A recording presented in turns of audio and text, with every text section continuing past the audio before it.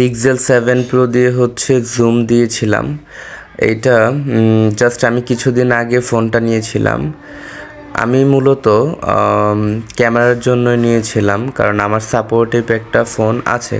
কারণ আমরা সবাই জানি যে পিক্সেলের মধ্যে নেটওয়ার্ক ইস্যু থাকে সাধারণত।